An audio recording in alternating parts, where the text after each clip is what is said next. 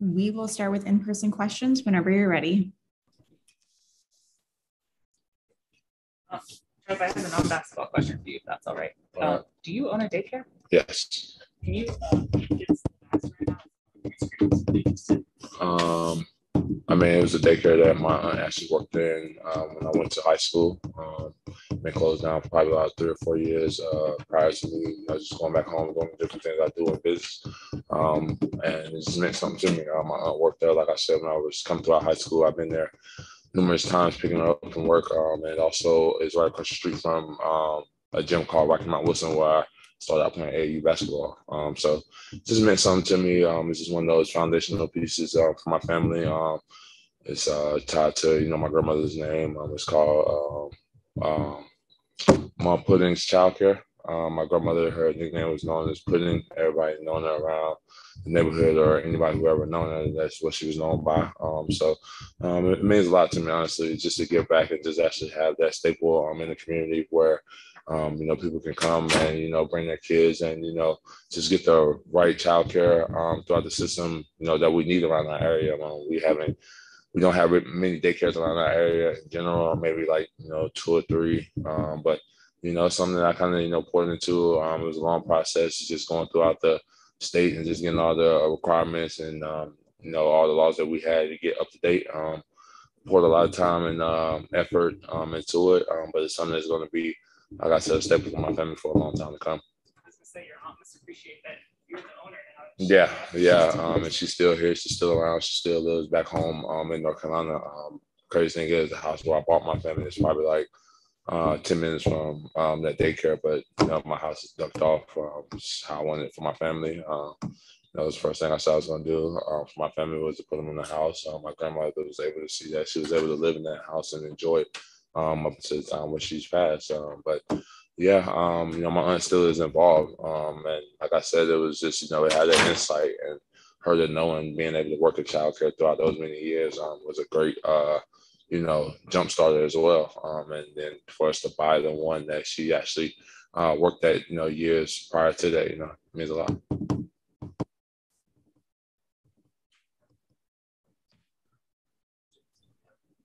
Any other in-person questions? Yeah. You guys obviously lost 2 straight, and you had a really convincing win against the Grizzlies. What was the mindset of the team after 2 losses going into that game? We just wanted to get back in the win column. We went to 2 games that we kind of, took lightly with opponents that we kind of had already played, thinking they was going to come out and, be that same type of win. And they punched us in the mouth.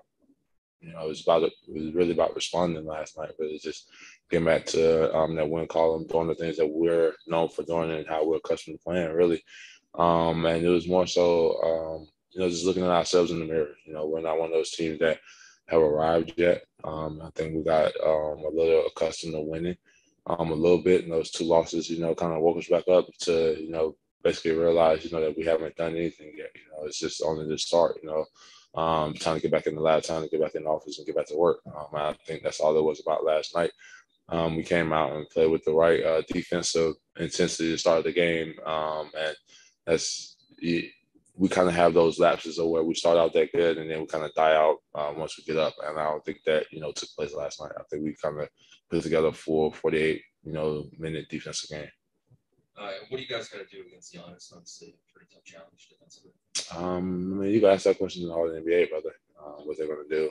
Giannis, he's a tough player. He's a guy that comes down and, causes a lot of problems on the offensive end of the floor. And he goes down on the defensive end of the floor, protects the basket for his team. But at the end of the day, he's another player just like everybody else in this league that we're going to go in with a game plan on, how to get him out of the things that he does well. As simple as that. We can't go in and, look at it like, we're playing Giannis Antetokounmpo. I mean, everybody in this league is good, man. Everybody in this league is a player. Otherwise, they wouldn't be here. So we're just going to go into it with another game plan of, not shutting down Giannis Antetokounmpo, but more so how we're going to defeat the Milwaukee Bucks. And you seem to take a lot more hard falls than anyone else on the team. You get back up, and sometimes it seems like they hurt. How do you kind of deal with those? What have you learned about dealing with them? I'm built a little bit different, man. I'm not really built how everybody else is. I'm from, small town area that's, country.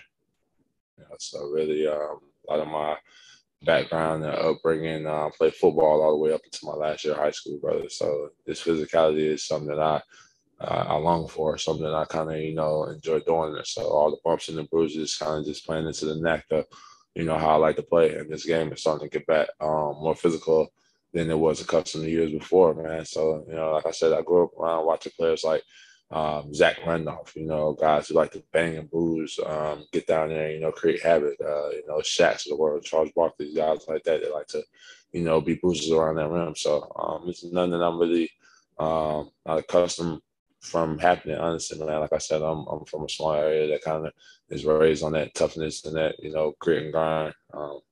I come from playing on dirt basketball courts, brother. So it's not a lot of fouls out there. And what position you play? I play everything, honestly. Tight end, defensive end. I punted. I was a kicker. I went to a 1A high school all the way up until my last year of high school, man. But I was an athlete. I didn't just stick to basketball, man. I played basketball, baseball, football, and also I went to states in track. Yeah, I went to states in track in the discus, bro. So I'm discus. Yeah. I won 1A probably in our conference and region. I want to say 3 years straight, and I placed fourth in states 2 years. What's the longest field goal there?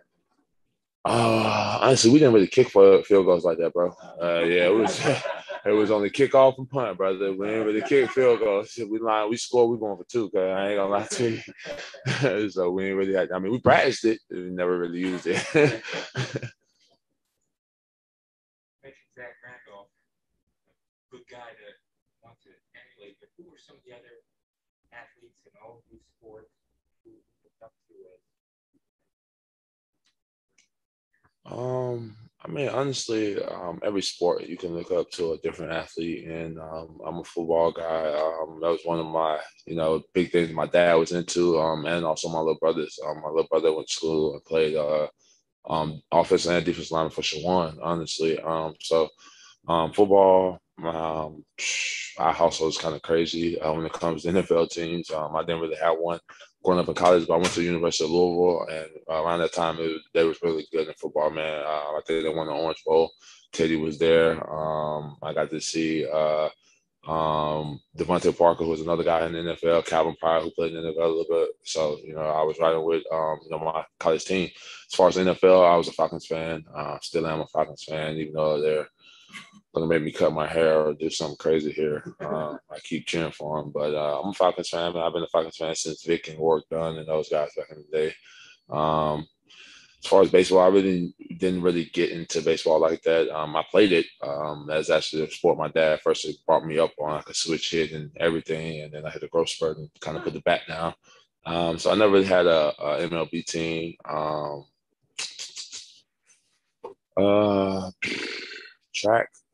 I really never watched it, honestly. It was more so one of those things I kind of got into because I knew it was going to help me as far as my other sports, basketball, football, with agility, footwork, and also speed. A lot of different agility movements and just going out there and, running sleds and running with the parachute on. So just a lot of different things that's going to help me in the other sports. How I was looking at discus. How I was looking at track. And then the crazy thing is our track coach, who was also like my personal trainer, somebody that my dad grew up with for a long time, even before I was thought about. And he also coached football for us. So it just worked out. He was just involved in all our sports throughout the school, but he was also just training me on the side as personal trainer. So I picked up discus and was trying it, ended up mastering the technique with the spin and everything. I got really good at it. And it's crazy because I was trying to get out of going to regional track meet so I could play in the AAU game. And my dad still ended up making it happen. It was crazy, man. I went to the regional track meet in North Carolina A&T, and then me and my dad got in the car right after my event and drove to Virginia for AAU game. So, man, it's big kudos to my dad, man, for doing that. Making that drive. But, like I said, man, I'm an athlete, man. I've been involved in sports for a long, long time, honestly. So, You play every game as if it were a game 7. And we also know that professionals have to keep it. But when you have the reigning NBA champs on the schedule, any expertise that you did. Nah, I mean, not myself, honestly, man, because going into this game, I kind of look at it like, every one of these games could really be my last time playing the game. That's how I approach the game. It's the energy I come out with. So, I mean, I don't really look at it as, anything really different just because these guys won the NBA championship last year. I mean, it's going to be like that every year. Somebody's going to host up that trophy, honestly. So, no, I don't really look at it as another, energy grabber or something that hypes me up towards the game. I don't really need any of that to, hype me up to play the game of basketball because, like I said, I wake up every day and my job is to lace up my shoes and go play basketball. But I'm blessed. When is the last time you played your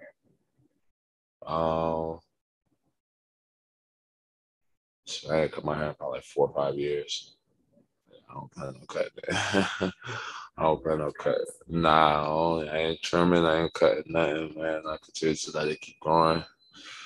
It's one of those things, those journeys that I look at. If you start on the process of doing something, taking care of your hair and doing all the things you do, get blow dry and all that stuff, man, you kind of treat it like a kid, man. You cut it, it was like pointless to start this journey. Hey, Trez, what position did you play in baseball? Outfield and catcher. I pitched for a little while.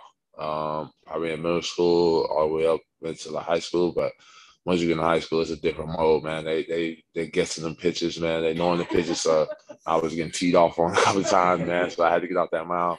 But I played catcher and outfield for a while, honestly. Crazy thing is, my best position probably was catcher, even though the height that I am is crazy. But like I said, I was a sponge, man. Solid position that kind of put me at. And I was like I sailed in it, man. I don't really complain about the situation I'm kind of in, man. I just kind of make the best of them, really. So that's what they kind of stuck me at. That's what I was playing, and I mastered that position to the point where I got awards in my house all throughout middle school for doing shit at catcher. So like I said, bro, I just make best of my situation, my surroundings, man. If it's not basketball, what other sports do you think you could have made the Olympics in? I don't know about Olympics, man. Oh, that's a far stretch. I haven't even cracked that my home sport. But I don't know, man. I probably would have got real big into football a little bit more heavily. Took it a lot more seriously. I mean, I could have went to college to play football, honestly. NC State, a couple more like mid-major schools that would have let me play both sports, honestly, man. But to be real with you, my thing with football is, bro, I ain't really locked in for practicing all week for one game, bro. You can keep that. You practice all week, man, to hype yourself up for that one game. Now, what if you go out and have a shit game on that Friday or Saturday? You got to wait a whole another week, brother, before you try to redeem yourself. Then you got to go a whole another week of somebody fighting for your spot. And nah, bro, look, it's too much, man. It's too much. I already practice as hard as I can go, man. So imagine me practicing all week that hard. I'm going to burn myself out for that Friday or Saturday. Then like I said, you put up a bad performance that Friday or Saturday, got to wait a whole another week of, am I going to get my spot taken? I got to go at this guy for my spot, and then I got to try to perform again next week. Nah, man. You do it in basketball, you have a bad game on Monday, man. You get to the gym on Tuesday, you wash it out, man. Most likely you're going to play again on Wednesday. Right back up to try it again, And then after that, you might got Thursday again, So I like to, constantly, be active, playing my sport, constantly, being able to get better and work on the game, man. I'm not saying you can't do that in football, but I feel like in football, you definitely gonna have to, tone down on your training to, be able to get the longevity in the aspect. As far as basketball, I feel like it's one of those things where you definitely gotta constantly keep picking up on the fly, and I think that's kind of something that I gravitate to because I love being around this game. I'm probably gonna come back here later on, watch the Go-Go team. I'm about to go home now, watch the last game the Bucks played. For preparation. So I mean, like I said, man, you gotta love what you do, and I love this game of basketball. Neil? Trez, can you just kind of compare and contrast, the energy in yesterday's shoot around compared to the one previous and, how that could stand out to you as, yeah, okay, I could see what the issues were? I don't know what issues you're talking about, brother.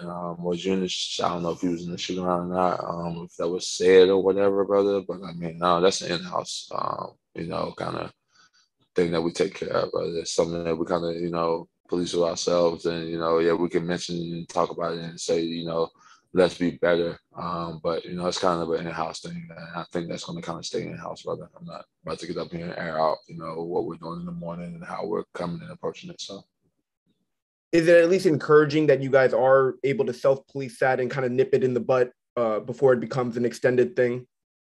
I mean, honestly, I don't think it's the same thing, brother. You brought it up. Nobody has said anything about it in our locker room. Nobody has said anything about it on the court for us, brother. We just had a full practice and a full preparation for basically shoot around tomorrow for early game, brother. And I haven't heard one thing about it except for what you just said. So, it's not lingering for us. Maybe just for you. Understood. Thanks, Trez. Yes, sir. Christos? Hey, Trez, hope you're doing well. How you doing, my guy?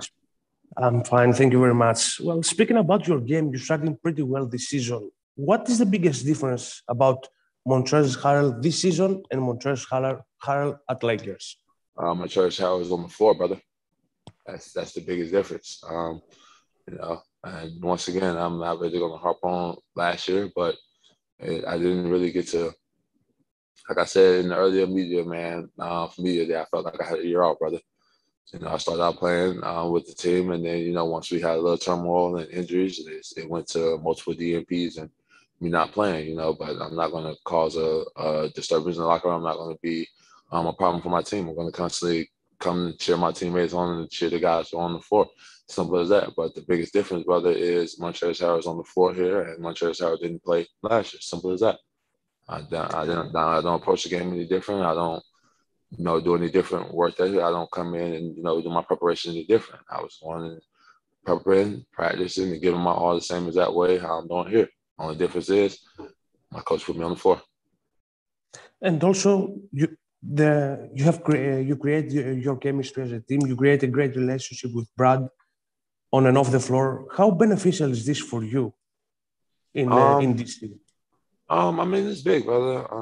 When you play this game for a while, and when you've been around in this league for a little bit, man, you try to find a home. You're trying to find somewhere where you can, have a city, or organization appreciate the things that you do and what you bring to the floor night in and night out, man. So, it's big, man. I'm not really worrying about on the back end, but as a basketball player, you think, this is a contract year for me, but I'm not really worrying about that, man. I'm more so focused on enjoying the moment, enjoying where I'm at, and just basically giving my all to an organization and a team like I do every year. Every time I lace my shoes up, every time I put a jersey on, brother. If I am blessed to be able to, be here and call it a home for a long stint of time, then, that's what you aim to do. But I mean, I'm just really just coming in being a veteran and a professional, how coaches ask me, man. I'm one of the older guys in our locker room with a young group of guys. And, I'm just trying to make sure that I show that veteran leadership both on and off the court because, it's a long season. Coach Pedino should be really proud about you. Thank you very much. Thank you. Thank you. Last question to Wayne. Hey, what's good, Trez? How you doing, brother? All right, yourself? I'm good. Just a quick question for you, man. 9 games in, you've been playing awesome to start. Can you tell me one thing you've been happy with within these 9 games about your game individually? Just being able to play the game of basketball, man. Like I said, being able to get back out there on the floor and just play, man. I'm a guy who loves to be around the game. I'm a guy who loves to, hoop and just be out there doing, basically my job, man. I travel around all summer playing the game. I've been to a numerous amount of leagues, ABL, Drew League. I wanted to get out here to the Brunson League, DC, man. So it's, like you said, I'm a competitor, brother. So really just being able to be out there on the floor, man, and just helping my team pile on wins, man. Us, make a name for ourselves and change the culture around here in DC. I think that's one of the biggest things that I really wanted to kind of attack this year, and I think we've been doing it. I think it's been showing, man. I've been on opposing teams where we came in and played the Wizards, man, and the energy in the building, it hasn't been nothing like I'm seeing in these first couple of home games that we've been having, and it feels amazing to be a part of that. The last hair one for guy, you, the I hair think guy it's a good been. point, bro. Go A ahead. lot of the fans are saying, you're kind of spearheading that culture, that dog mentality. How does that feel to know that you're one of the, guys that have kind of changed our culture for the team going forward? Brother, to be honest with you, man, it's a tremendous honor and a blessing, man. I look at myself as, a dog, and that playing the underdog role for a long time. It's my brand. It's something that I have as a business, in clothing. But, I looked at myself for, being that for a long amount of time, man, just to be able to, come to a city or organization and, to be around, full out fan base that actually sees that. And, like I said, know about it, man. Like this is what the district is, man. The district is that hard-nosed grit. Basically people that come and put their hard hats on every day, go to work, grind, and get it, man. That's what the district is known for. That's how they have always been, how they've been brought up, even when they was back with, the Bullets areas, man. So I'm just, like I said, extremely blessed and honored to, be able to help, get that culture and get that, whole DC vibe back, to actually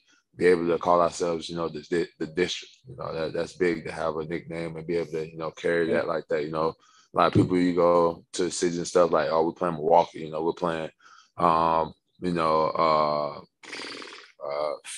Philly, something like that, but to have a name like, Washington and be called like the district, that's big, or, Atlanta be called ATL, like that holds weight, brother.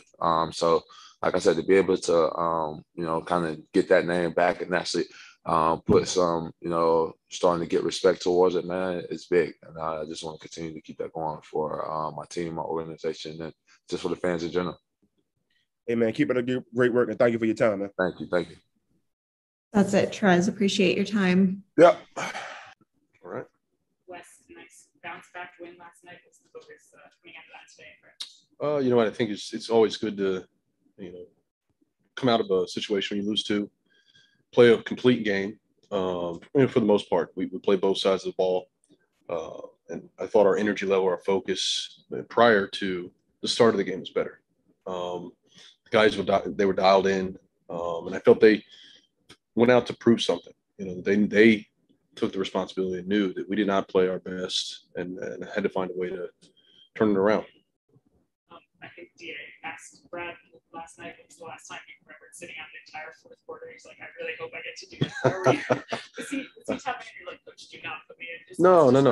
No. I think it's good though. I mean, we have to find ways, and it's not going to be those type games all the time, but it was a focus before the season. Can we find ways to reduce his minutes? And not dramatically, but 2 minutes a game, through the aggregate of 82 games is significant.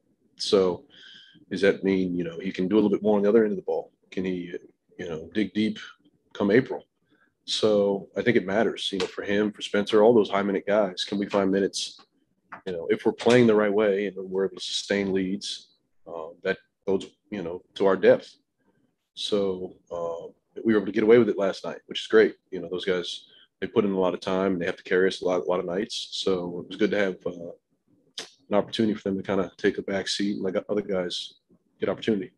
How important was it to get back into rhythm before facing the Bucks? Well, I mean, it's a normal, kind of game practice, game routine, where we still touch on some things, some cleanups from yesterday, some cleanups from, slippage throughout, the first few games, but then kind of turn the page and understand what we're about to face.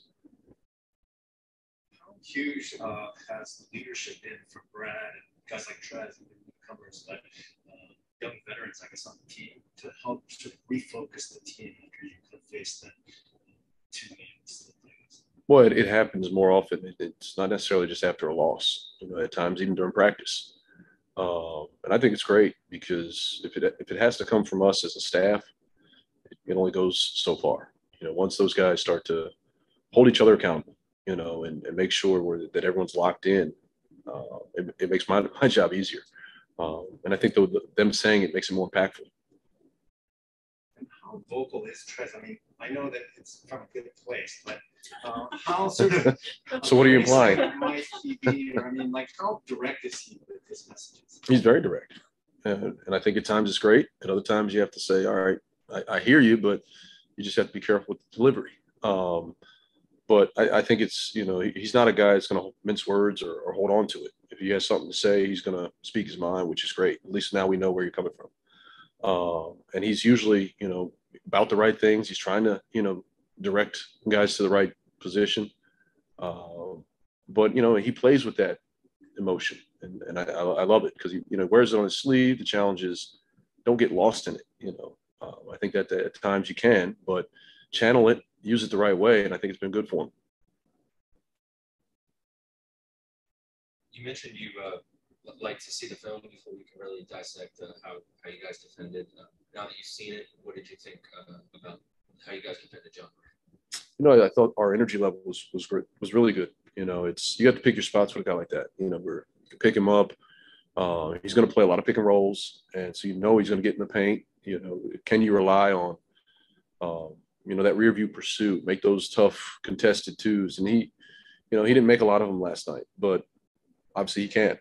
So I thought Gaff did a great job of being down the floor, just kind of absorbing the role, keeping bodies in front. And then we, for the most part, did a decent job on the glass. And I think we gave up 12 offensive rebounds, which is not a good number, but they only scored 12 second chance points. So there's a balance. And how do you operate during halftime as a head coach? Is it speaking to the team? Is it pouring over clips in the first half? It's both. We'll flag clips throughout the first half. Some at times we'll show during timeouts. A handful will show during halftime, and those may be cleanups, reinforcements. Could be a teaching point if something is giving us problems. But and we'll make our brief point, whatever the problem or issue may be, and then and move on. But it's not long. We want to make sure our guys, have plenty of time to kind of refocus, get themselves right physically, and get it back out and warm up. And John Morant was the challenge. Jan says the Kubo is a different type of challenge. What's going to be the key to limiting? I think very similar. I mean, they're different athletes, but the paint defense. And Ja was second in the league in paint points, and we're going to see the number one guy tomorrow. So it's got to be a priority.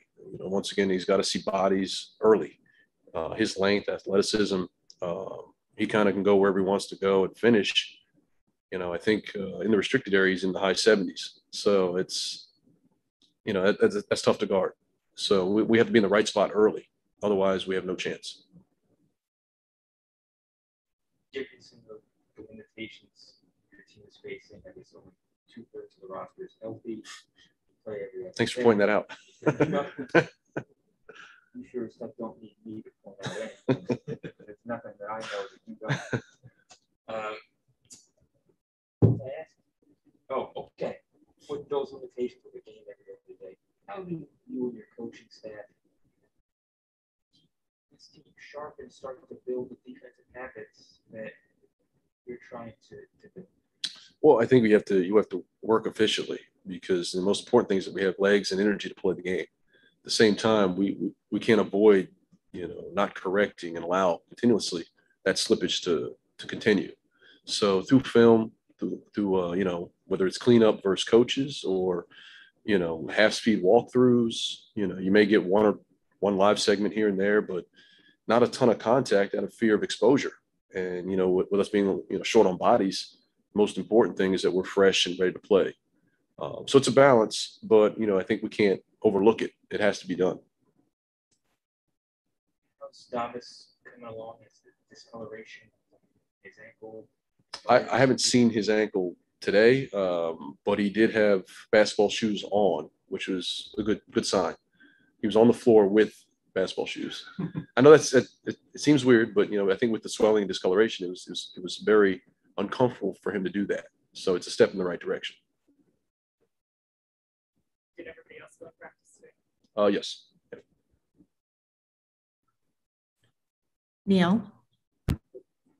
Hey, Coach, along those lines, is Davis out for tomorrow or questionable or? No, he'll be out. He's still week to week at this point. We'll see how he responds next week, but I don't foresee him at all into next week.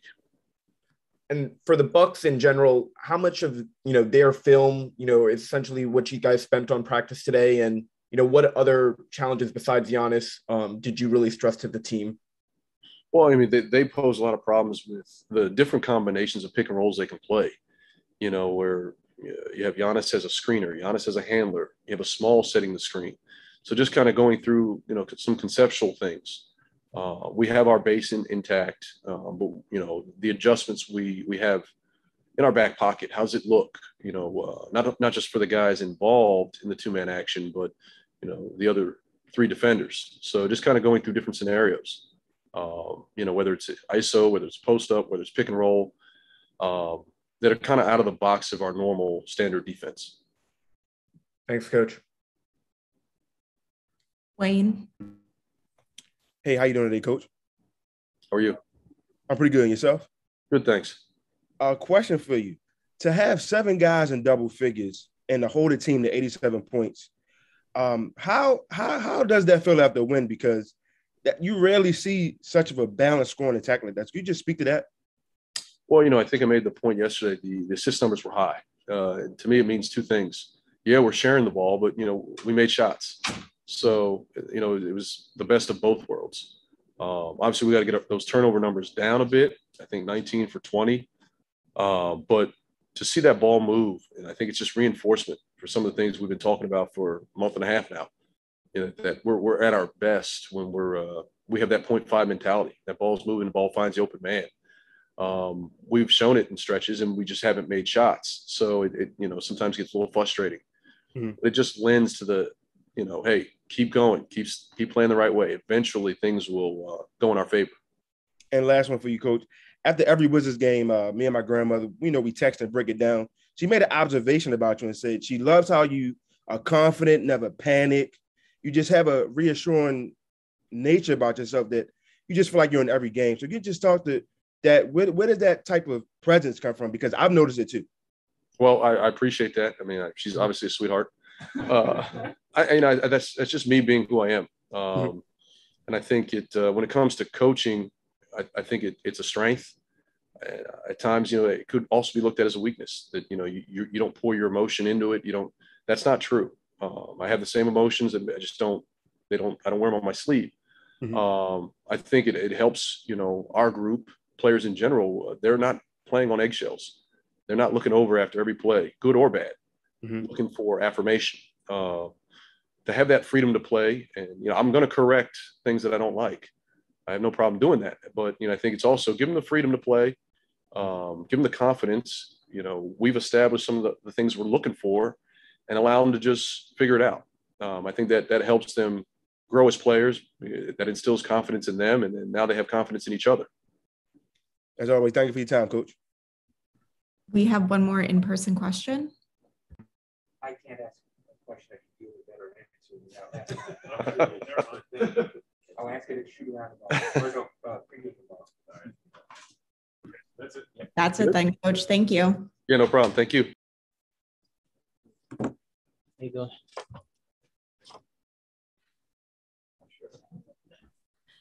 We will start with in-person questions.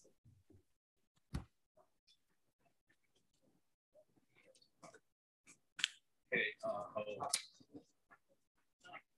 Matt shows up on lighting all of a sudden. Well, I got a text from somebody saying, "Improving the light." Sorry.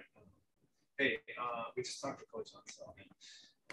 What is it like playing for him? Kyle has mentioned that as long as he tells you guys, as long as you play defense, you can do it. What is it like to play for Coach? It is kind of like that. I think he's pretty hard on us on defense. Offensively, he gives us the freedom to play and use everybody's ability offensively to make the right play also. So it's great. It's been great. And I think that's the biggest thing. Defensively, we have to play hard. We have to follow the rules, and offensively, it kind of goes to the creativity and the talent that we have, but also being unselfish and moving the ball, which is one of the things that offensively he tells us about, and he's always trying to make sure we taking the right shot. We're sharing the ball, and it's been shown on numbers. The numbers of assists that we've had the past games. So it's been great. And he's very even tempered. Has a calm demeanor. Is it easy to play for him? Yeah, I mean that literally I think helps in when you have coaches going crazy on the sideline. I think he affects the team, and the teams kind of take that energy, and he is pretty calm. I think very rarely you see him complaining to the referees or yelling or doing those things, which is makes easier for us as players to just be out there just thinking about the game and not worrying about if he's gonna be mad or if he's gonna be intense or any kind of way that sometimes you need it as a player. But I think at this point for me, for myself, I think it's very nice to play for him. What were your, I guess if you had like one individual thing that you wanted to accomplish next season, what was that? It's hard to say one thing. I always see it as a bigger picture. It's not only one, maybe my 3-point percentage, or it's hard to say one thing, but just getting better and fitting on. I think the fitting on the team, coming back from last year on a team that has so many new players. I think fitting on the team and having a solid role. I think that was what I wanted for the season. And then numbers and points and assists, I think those will come. That's something that I don't really worry about when I'm playing. I think having a solid role and having something that the team knows that I'm going to do. If it's playing hard on defense and bringing the ball faster, changing the speed of the game when I come out of the bench. So I think to answer your question, I think it's having a solid role and a spot on the team. That was what I wanted from this season. Good. I think, it's still early. We're still figuring out what everybody has to give to this team.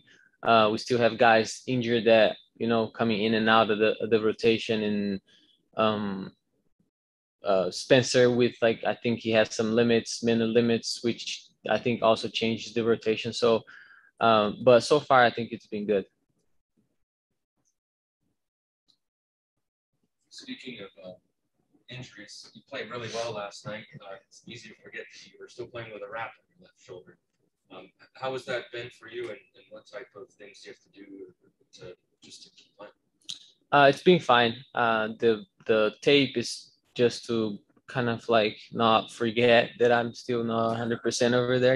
That I don't bump into people, and but yeah, our training staff has been doing a great job with me, and I've been spending a lot of time doing recovery, doing things to just get my body right. I think one thing I learned from last year is that I'm always going to have something going on, and I'm always going to have to play through it. And but it's something that doesn't bother me and doesn't affect my game. Yeah, I was going to say last year that was a theme for you. You always had something going on, and you never missed much time. How do you do that? It's just, I think, being tough and wanting to be out there. When you have an opportunity after so many years in the league to play, you don't want to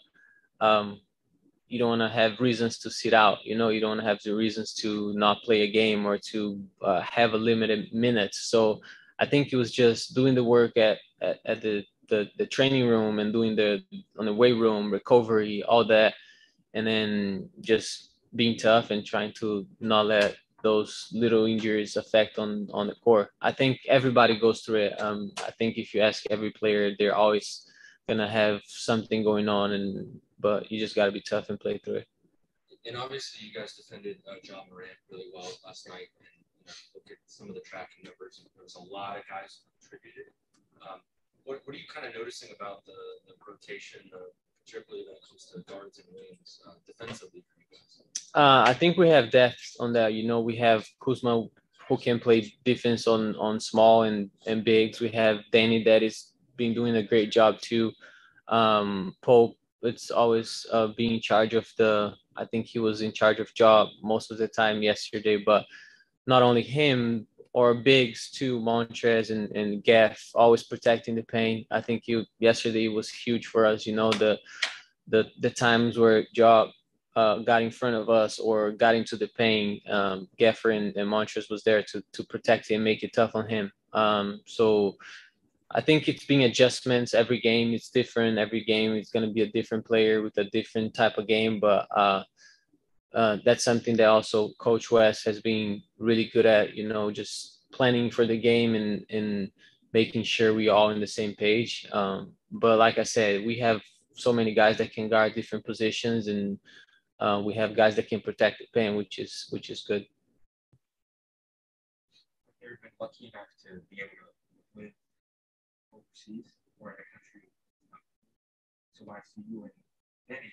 I wonder, do you get homesick? And if so, how do you avoid getting homesick? I mean, all the time.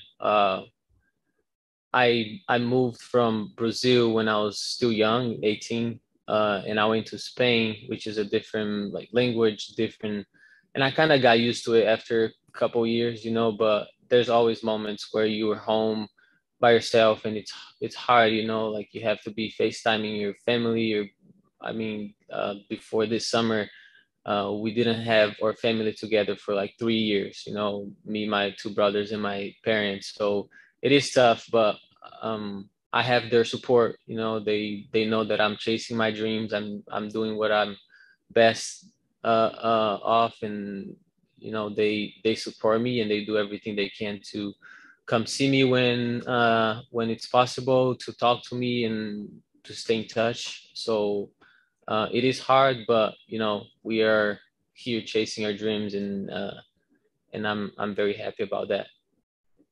Found good Brazilian food, not just in DC, but like is there a city where, like, if you go to New York, do you know where Brazilian food? Yeah, there's like those, you know, the fogo de chão in Texas de Brazil, which it is Brazilian food, but not very authentic. Cleveland actually has the best Brazilian restaurant. Yes. And I went there because Varejão played there for a long time, and he's really good friends with the chef, the owner, and he told me about that restaurant. I went one time, and it's amazing. You know, it's yeah. So every time I go there, I have to go to that restaurant. Good feijoada there? Good feijoada, yeah. But everything else, you know, Brazil has it's such a huge country that if you go to north, they have some kind of food. If you go to south, a different food. For where I'm from, more like center of Brazil, there's different kind of food. So, and that restaurant has all of it. So I can get a taste of every part of Brazil. Yeah. Just a basketball question. Yesterday you had that nifty layup against Cameron in the middle of the third quarter with the counter. Did you play, for example, like soccer growing up or anything like that to help develop your footwork?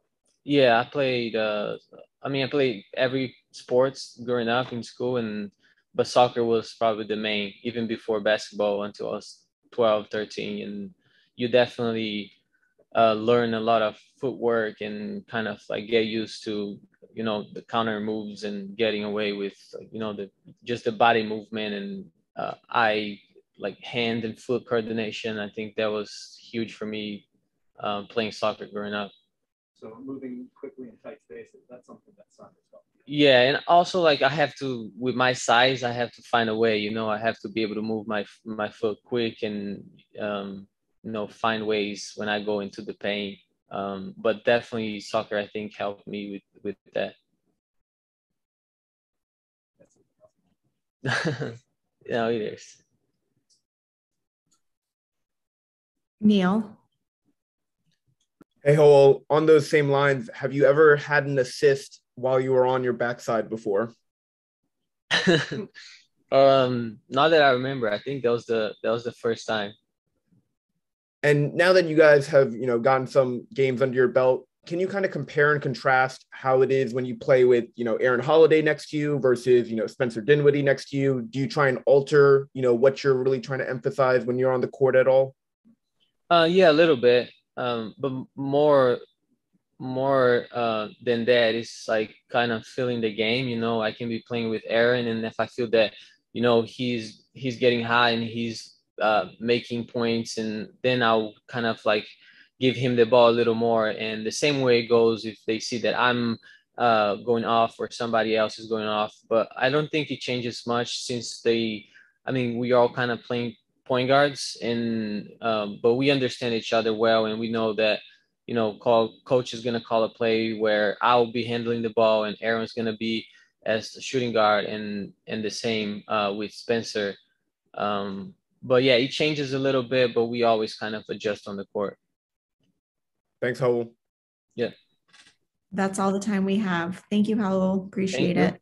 Yeah.